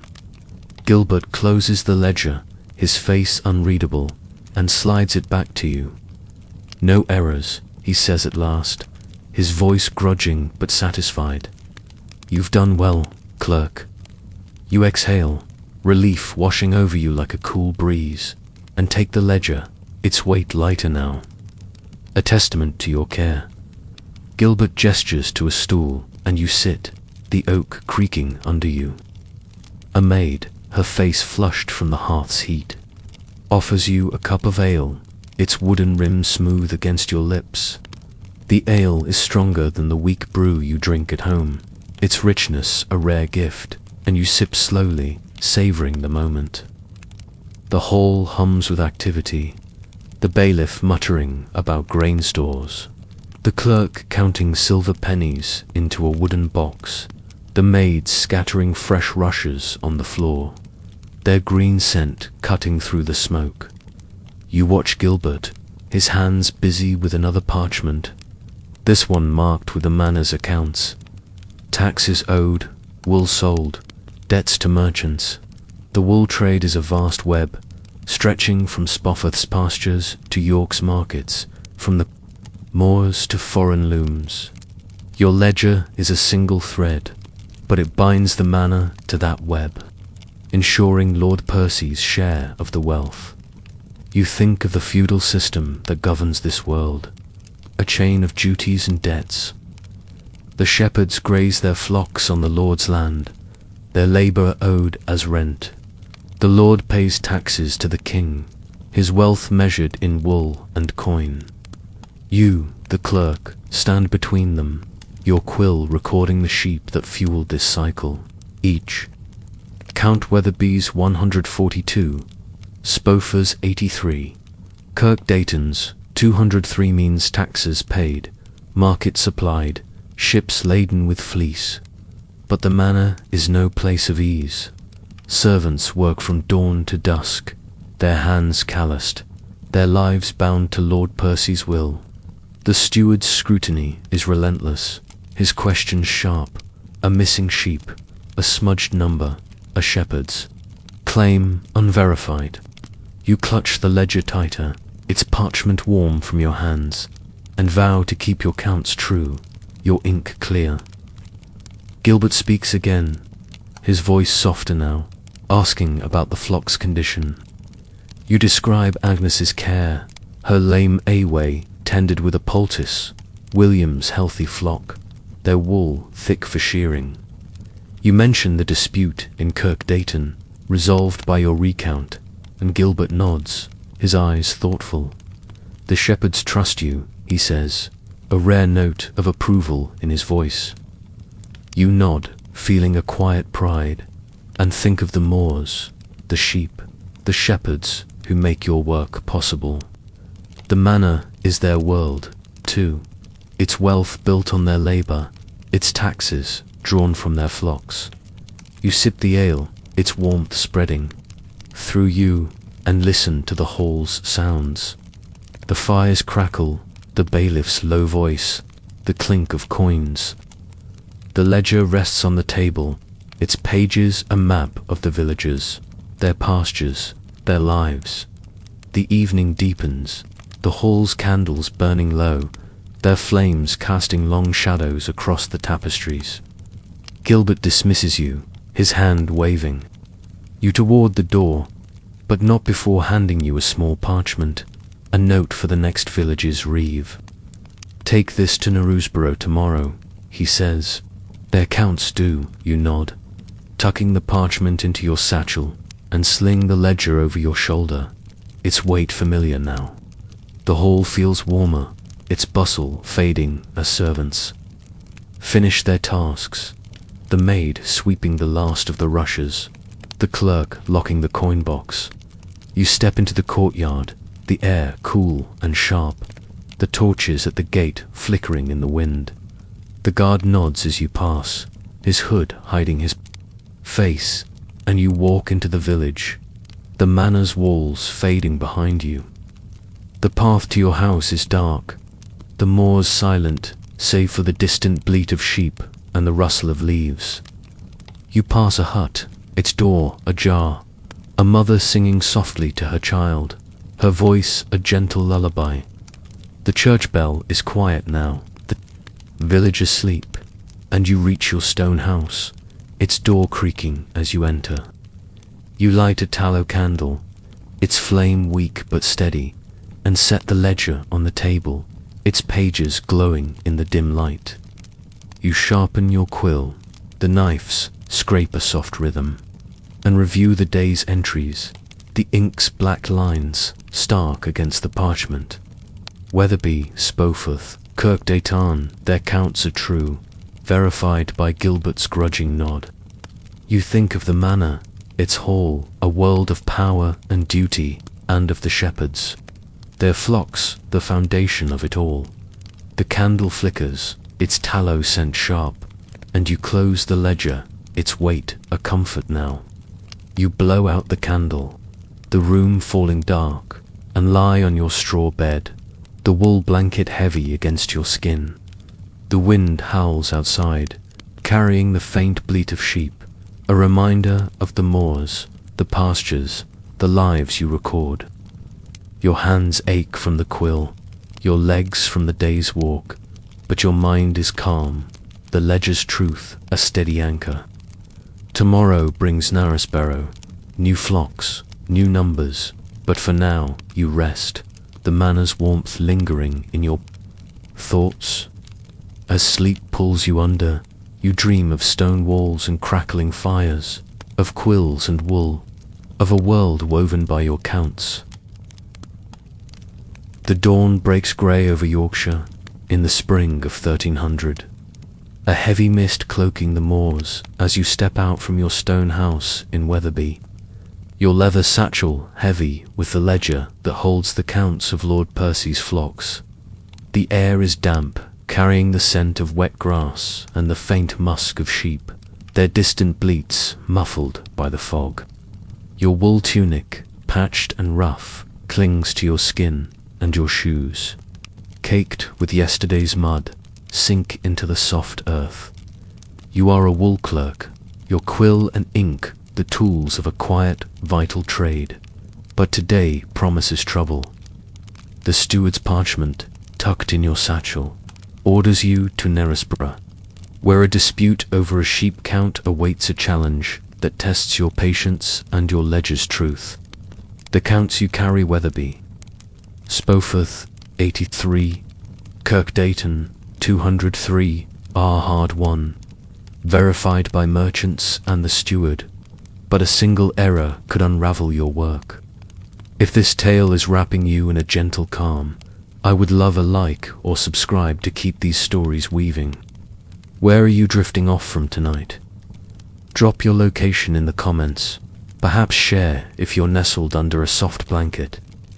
Let the rhythm of this medieval struggle lull you towards sleep. The path to Knaresborough is steep, winding through hills patched with heather and gorse. The mist so thick you can barely see the dry stone walls that line the fields. Your satchel bounces against your hip, the ledger safe inside. Its parchment pages heavy with the weight of numbers, flocks tallied, taxes calculated, will bound for distant markets. The air smells of earth and dew, and a lark's song, faint through the fog, is your only company. Your shoes squelch, the mud sucking at your heels, and you curse the weather. Knowing a storm is brewing, dark clouds gather on the horizon, their edges bruised with rain. The steward's note, scribbled in sharp ink, warns of trouble. The reeve in Knaresborough claims the shepherd, Edmund, reported 97 sheep, but a villager insists 2 are missing, hidden to dodge taxes. Your task is to recount, to settle the dispute, to keep the ledger true. Knaresborough's village appears through the mist, its huts huddled along a muddy track, the castle's stone bulk looming above like a stern guardian. Smoke curls from chimneys, carrying the scent of burning wood and pottage, and the church bell tolls, its clang dull in the fog. You find the pasture, a wide field bordered by a hedge, where Edmund waits, his figure stooped against the wind, his crook planted in the earth. He is older, perhaps 40, his beard flecked with grey, his cloak stained with lanolin and mud. His dog, a shaggy beast named Rough, pants at his side, its eyes sharp. "Clerk," Edmund says, his voice gruff, "they're saying I lied." 97, I counted, true as day. You nod, opening the ledger, its parchment crackling in the damp air. The inkhorn is cold, and you warm it between your palms, careful not to spill. You're right, Nerisborough, 1300, spring recount. Let's count them, Edmund, you say, and he whistles to Rough, who bounds forward, barking to herd the sheep toward a narrow gate. The flock moves slowly, their woolly backs blending into the mist, their hooves squelching in the mud. You stand by the gate, your voice a soft chant. 1, 2, 3. The sheep are Rylands, their fleece thick and creamy, but the fog makes counting hard, their forms fading in and out like ghosts. Edmund watches, his eyes wary, his crook tapping the ground. You reach 50, then 70, your breath steaming in the chill, and feel the first drops of rain, cold and sharp against your face. The storm is coming, faster than you'd hoped, and you quicken your count. 80, 81. Rough barks, circling a stray away, and Edmund moves swiftly, his cloak flapping as he guides it back. You reach 97, your voice hoarse, and mark the total in the ledger. The ink smudging as rain begins to fall, heavy now, soaking your tunic. The reeve. A lean man named Simon arrives, his face sour under a hood. 95 he says, his voice sharp. 2 are missing, Clerk. Edmund's hiding them. Edmund stiffens, his hand tightening on his crook. Lies, he snaps. I counted true. You sigh, the ledger heavy in your hands, and look to the sky, where rain falls in sheets, the moors a blur of grey. A recount in this storm will be misery, but the ledger must be true, the Lord's taxes secure. We'll count again, you say, your voice calm despite the rain dripping from your hood. Edmund curses under his breath, but nods, and Rough barks, herding the sheep back to the gate. You wipe the ledger with your sleeve, shielding it under your cloak, and begin again. 1, 2, 3. The rain is relentless, turning the pasture to mud, your shoes slipping with each step. The sheep are restless, their bleats louder now, their wool sodden and heavy. You count slowly, your eyes straining through the fog and rain, each sheep a blur of wool and hooves. Edmund helps, his crook guiding strays, his face grim but focused. Rough bounds through the mud, her fur plastered to her skin, her barks sharp against the storm's roar. You reach 90, then 95, your heart sinking as Simon's claim looms. But 2 more sheep pass, their will marked with Edmund's, die, and you finish at 97, your voice steady despite the cold seeping into your bones. You mark the ledger, the ink blurring under a drop of rain, and show it to Simon. 97 you say, your tone firm. He squints, his face twitching, but nods, unable to argue with the count. Edmund exhales, his shoulders easing, and you feel a quiet triumph, the ledger's truth holding fast. You seek shelter under a gnarled oak, its branches offering little protection, the ledger clutched to your chest. The rain drums on your hood, its rhythm steady, almost soothing, and you think of the challenges that plague your work. The ledger is fragile, its parchment prone to damp, its ink fading in the wet Yorkshire air. A smudged number, a torn page. A miscountal could mean disaster, a shortfall in taxes, a shepherd's honour questioned. You think of the shepherds, Thomas, Agnes, William, Edmund, their lives tied to the flocks you tally, their trust in your quill. The wool trade, England's pride, depends on your accuracy, on numbers that travel from moors to markets, from villages to foreign looms. But accuracy is hard won, each count a battle against weather, disputes, and human error. Edmund joins you under the tree, his cloak dripping, and offers a sip of ale from his flask, its bitterness sharp but warming. "Good work, Clerk," he says, his voice softer now. You nod, grateful for his trust, and share a piece of barley bread from your satchel, its crust hard but filling. You talk quietly, the rain a steady hum, and he speaks of his life, nights in a bothy, guarding against wolves, days spent shearing, his hands scarred, winters when hunger gnawed because a flock was lost. Your ledger cannot capture his struggles, only his numbers, but you, listen, your quill still for once. The wool trade is built on men like Edmund, their labour the foundation of Lord Percy's wealth, their flocks the lifeblood of Yorkshire. The storm eases, the rain slowing to a drizzle, and you return to the pasture to check the flock's condition. Edmund points out a lame A-way, its leg swollen, and you note it in the ledger. Knaresborough A-way needs tending. The sheep huddle together, their wool sodden, their bleats soft now, as if calmed by the storm's end. You think of the ledgers. Journey from this muddy field to the manor's hall, to York's markets, to ships bound for Flanders. Each number is a thread in that journey, a link between shepherd and merchant, village and world.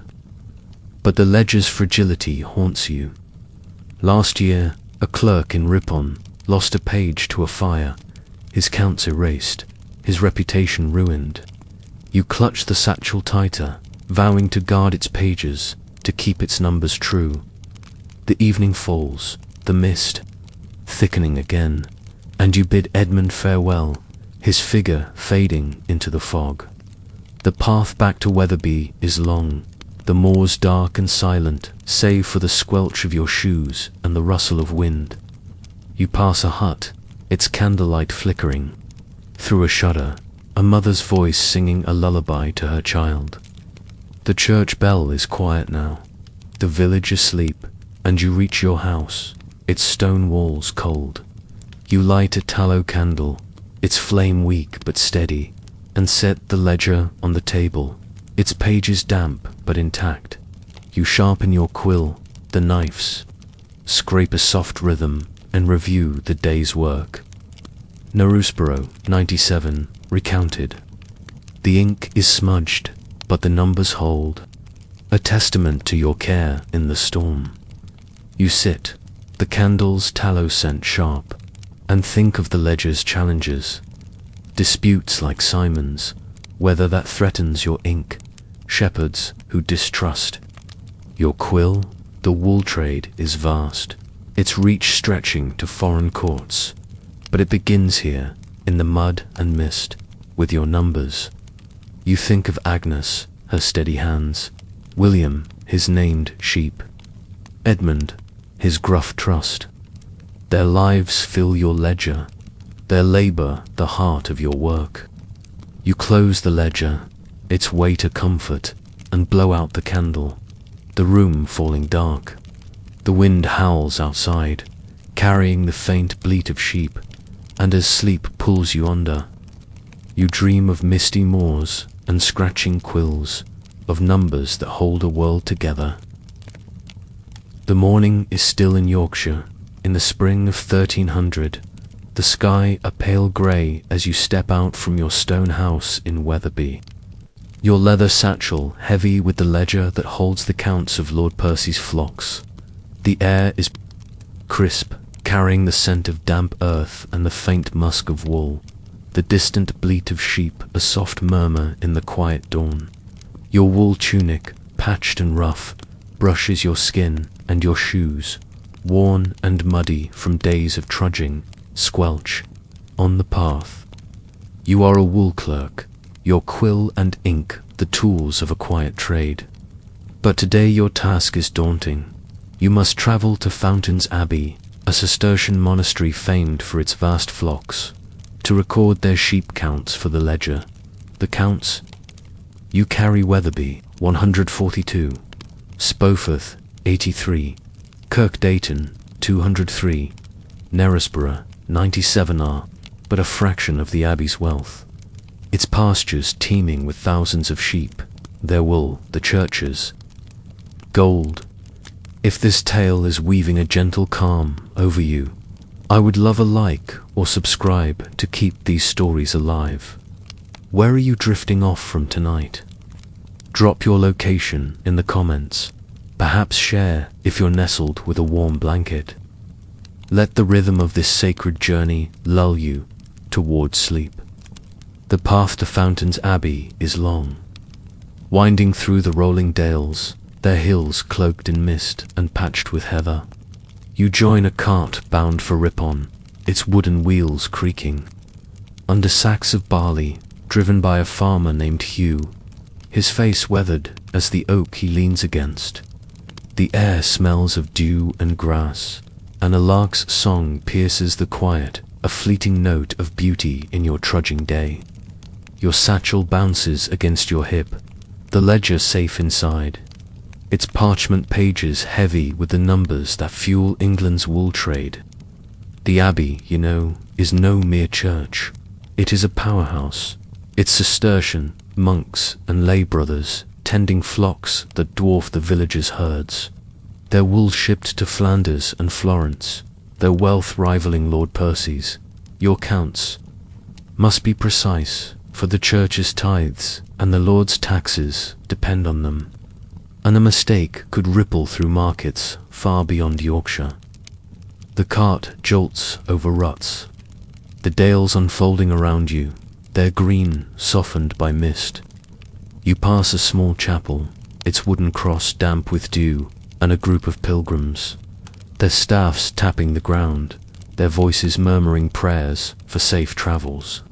Hugh offers you a sip of ale from his flask, its bitterness sharp but warming, and you nod your thanks, your hands clutching the satchel. Fountains is a sight, he says, his voice low. Their sheep cover the hills like clouds. You nod, picturing the abbey's pastures, their flocks a sea of wool, and feel the weight of your task. The ledger is your truth, its numbers, a bridge between the monk's labor and the Lord's wealth. But counting thousands of sheep will test your patience, your quill, your eyes. The abbey comes into view as the mist lifts, its stone arches rising from the valley like a prayer carved in rock. The river Skell glints nearby, its waters powering the abbey's mill, and the air carries the scent of wet stone and lanolin, mingled with the faint chant of monks at prayer.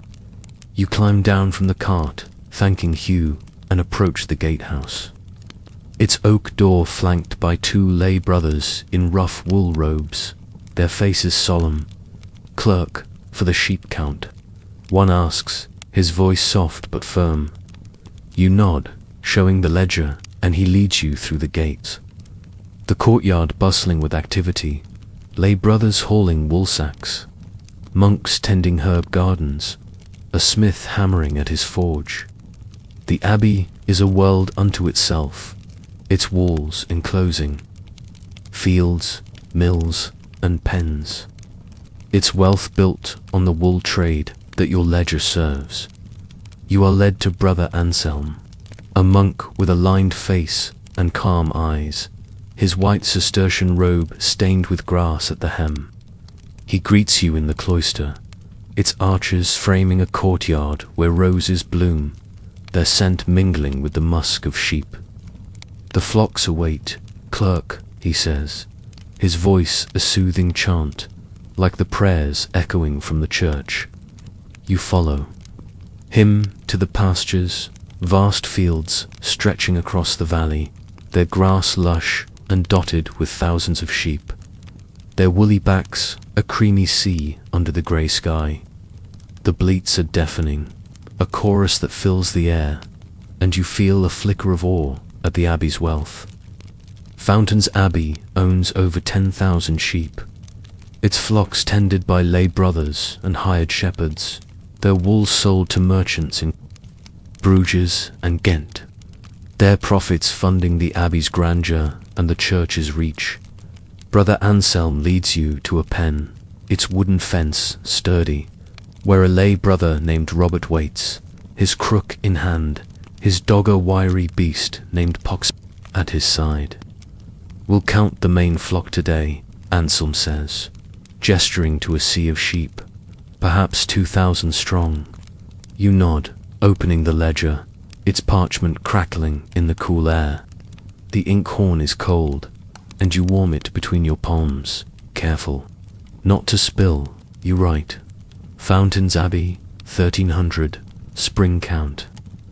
Let's begin, you say, and Robert whistles to Pax, who bounds forward, barking to herd the sheep through a narrow gate. The count begins, your voice a steady chant. 1, 2, 3. The sheep move slowly, their hooves thudding. On the grass, their wool thick with lanolin, gleaming in the weak sunlight. Counting thousands is no village task. Your eyes strain, your voice grows hoarse, and the numbers blur in your mind. You pause at 500, wiping sweat from your brow, and Anselm offers you a cup of water from a wooden bucket. Its tastes clean and cold. Steady, Clerk, he says, his smile gentle. You nod, grateful for his calm, and continue. 501, 502. Pox barks, circling strays, and Robert moves with practiced ease, his crook nudging the sheep. The flock is healthy, their Ryland wool prized for its softness, but some are thin, their ribs visible, a sign of a lean winter. You note their condition. In the ledger, the quill scratching softly, its ink black against the parchment.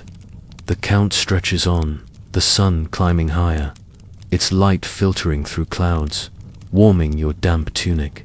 At 1,000.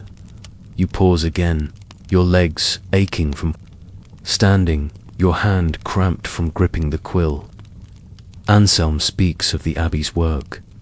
Lay brothers shearing wool, monks keeping accounts, ships carrying fleece to Flanders.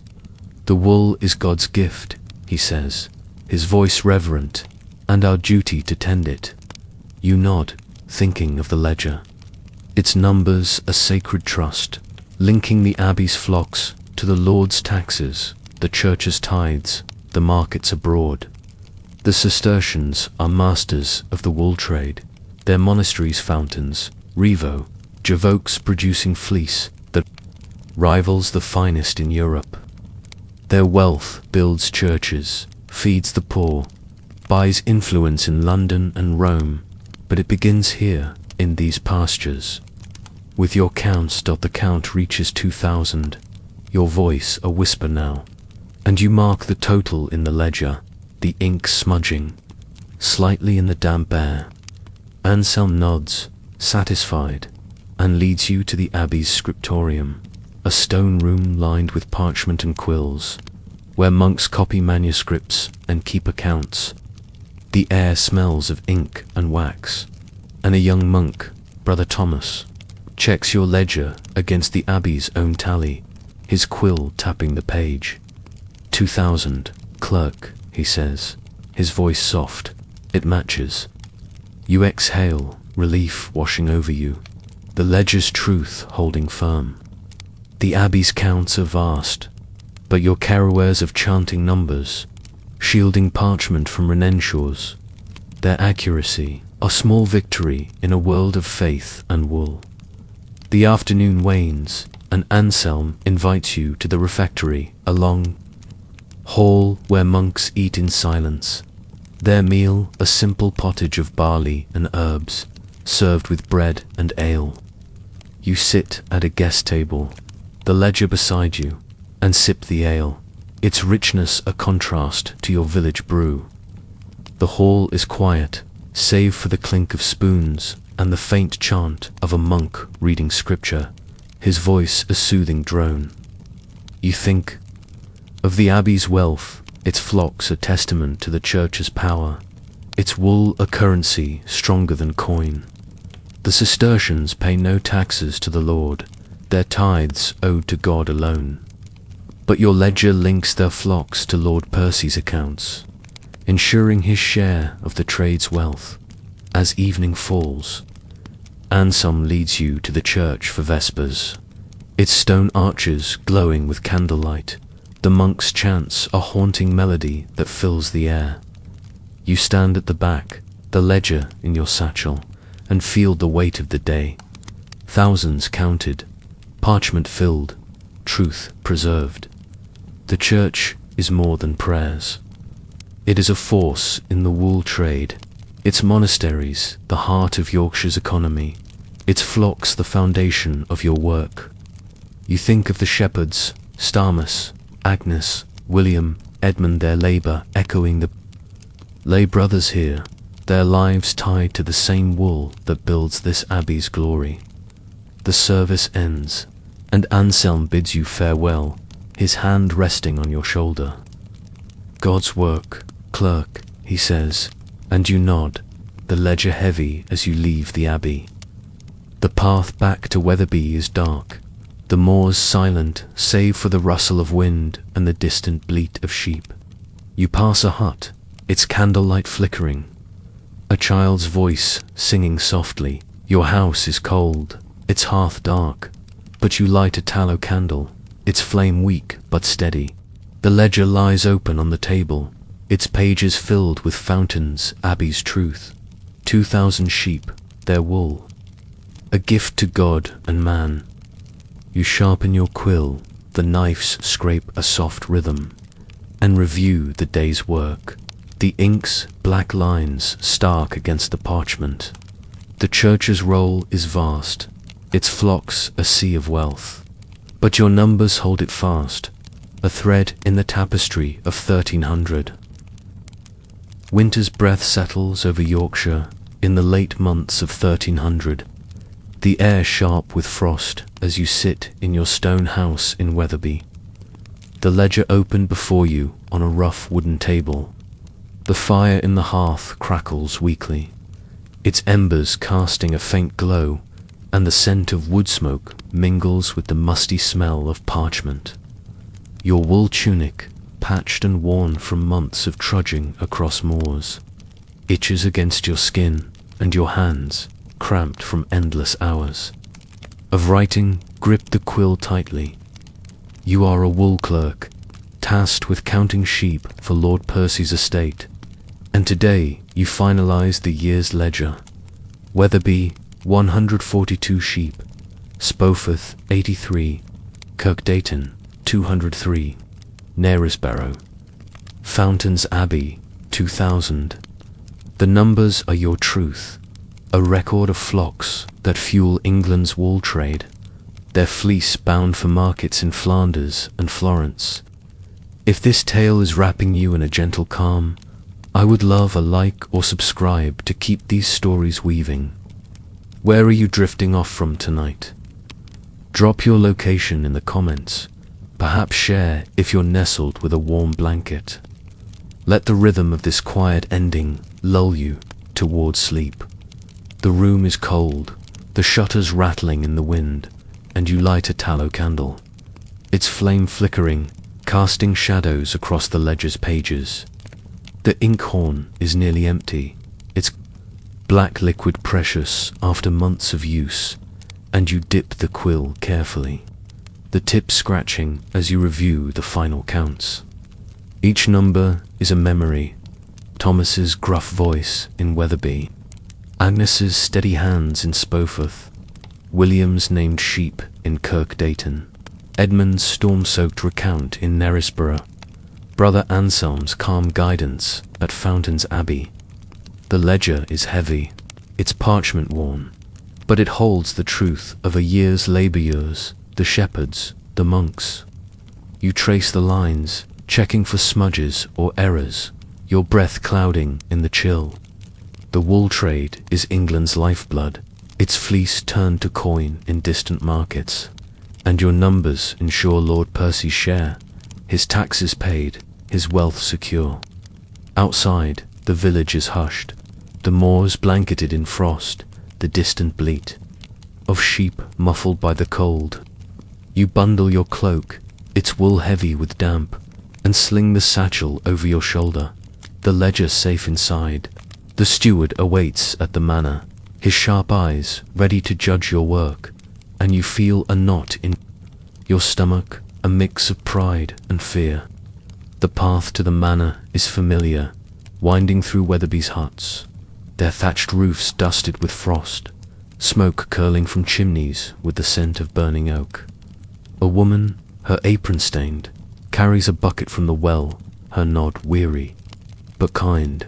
A dog barks, its voice sharp in the stillness, and a child's laughter echoes from a hut, a fleeting warmth in the winter air. The church bell tolls, slow and mournful, marking the hour before dusk, and you quicken your pace. The manor's stone walls looming ahead. The manor's courtyard is quiet, the torches at the gate flickering in the wind, their flames casting long shadows across the cobbles. A guard, his face hidden under a hood, nods you through, and you enter the great hall. Its air thick with wood smoke and the rich scent of roasting venison. The long oak table is set for the steward's meal, laden with bread, cheese, and a pitcher of isle luxuries you rarely taste. Tapestries line the walls, their woolen threads dyed red and green, depicting hunts and feasts, a world far from your muddy paths and scratching quill. Master Gilbert, the steward, sits at the table's head, his grey hair thin, his green tunic embroidered with silver, his eyes sharp as ever. A clerk counts coins nearby, their clink a steady rhythm, and a maid sweeps rushes from the floor, there, green scent cutting through the smoke. "Clerk," Gilbert says, his voice low but firm, "the years counts." You nod, stepping forward, and open the satchel, pulling out the ledger with care. The parchment crackles as you turn to the final page, a summary of the year's work. Weatherby, 142. Spoforth, 83. Kirkdayton, 203. Knaresborough, 97. Fountains Abbey, 2000. You read them aloud, your voice steady despite the weight of his gaze. All verified, Master Gilbert, you say, by shepherds, merchants, and the monks. He takes the ledger, his fingers tracing the ink, his silence heavy as he checks each number. The hall is quiet, save for the fire's crackle and the maid's soft steps. And you stand, your hands clasped, feeling the ledger's absence like a lost limb. Gilbert pauses at Knaresborough's entry, his brow furrowing. 97, he mutters, recalling the dispute with the reeve. You recounted in the storm. You nod, explaining the muddy pasture, Edmund's gruff defence, the count that held true. He grunts, flipping to Fountains Abbey's page, the 2000 a staggering figure even for him. The monk's wealth grows, he says, his voice grudging, but your numbers are clean. You exhale, relief washing over you, and he slides the ledger back, his nod a rare sign of approval. Good work, clerk, he says, gesturing to a stool. You sit, the oak creaking, and a maid offers you a cup of ale, its richness warming your throat. The ledger rests on the table, its pages a testament to your care. A year of counts complete. The hall hums with quiet activity, the clerk locking, the coin box, the maid scattering fresh rushes, the steward scribbling on a wax tablet. You sip the ale, its flavour sharp, and think of the wool trade's vast web. Your ledger, now in Gilbert's hands, will guide the Lord's taxes, the merchants' deals, the ships that carry fleece to Flanders. Each number Weatherby's 142. Spoforth's 83 represents a shepherd's labour, a sheep's fleece, a coin in the Lord's purse. The wool trade is England's pride, its fleece woven into cloth for kings and bishops. Its wealth built on the moors you've walked, but your role is small. A quill scratching in the cold, a clerk trudging through mud, a keeper of numbers in a world of lords and monks. Gilbert speaks, his voice softer now, asking about the flocks. Health. You describe Agnes's lame away, tended with care. William's sturdy flock, their wool thick. The Abbey's vast pens, their sheep a sea of cream. You mention the challenges, the storm in Knaresborough, the smudged ink, the disputes that tested your patience. He nods, his eyes thoughtful, and hands you a small purse. 3 pennies for your years. Work a modest sum, but enough for bread and ale through winter.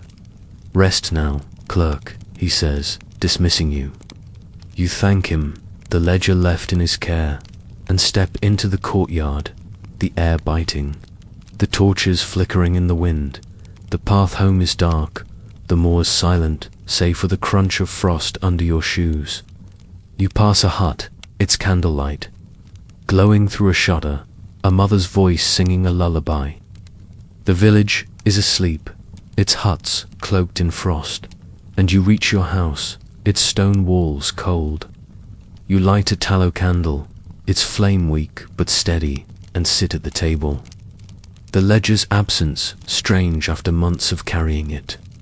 Your hands, free of the quill, feel light, and you think of the year, the muddy paths, the bleating sheep, the shepherd's wary eyes, the monk's chants.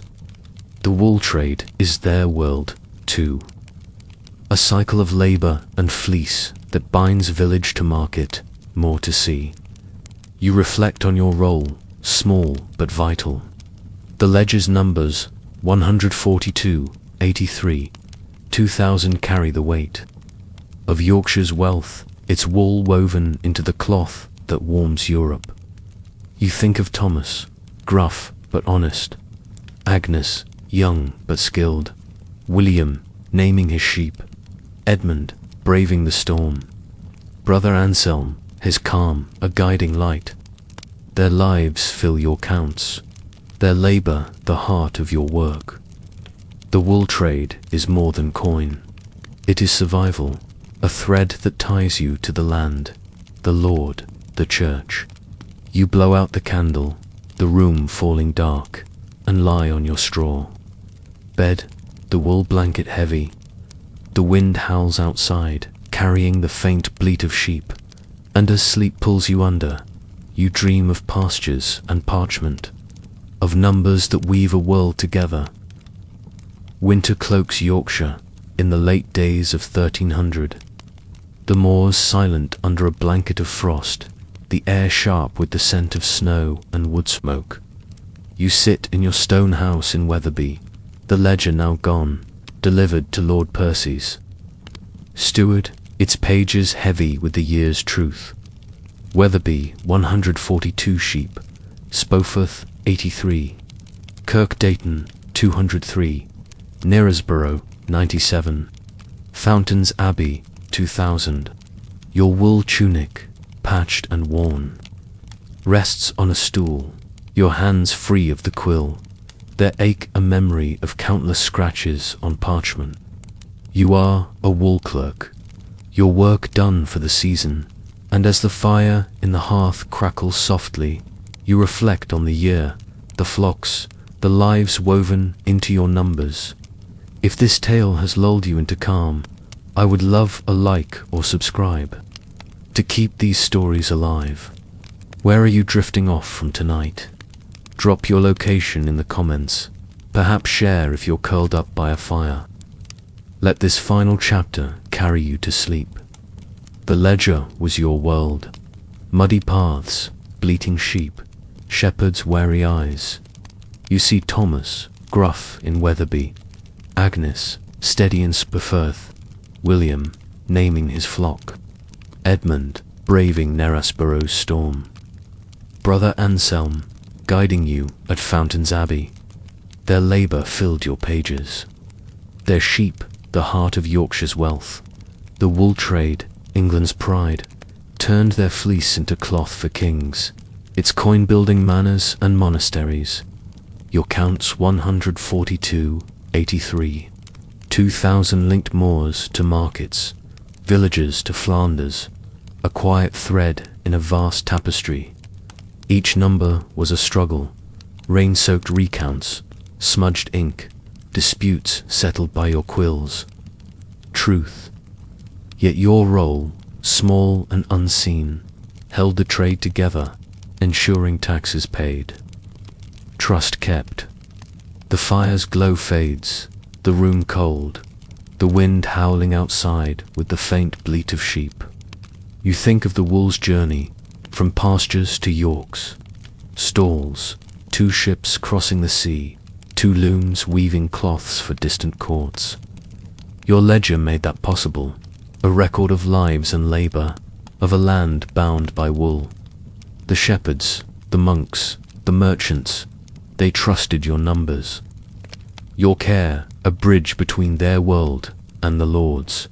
As winter deepens, you rest, your task complete, the ledger's weight, now a memory. You lie on your straw bed, the wool blanket heavy, and close your eyes. The moor's quiet, the year done. Sleep comes softly, carrying dreams of endless flocks, scratching quills, and a world woven by your steady hand.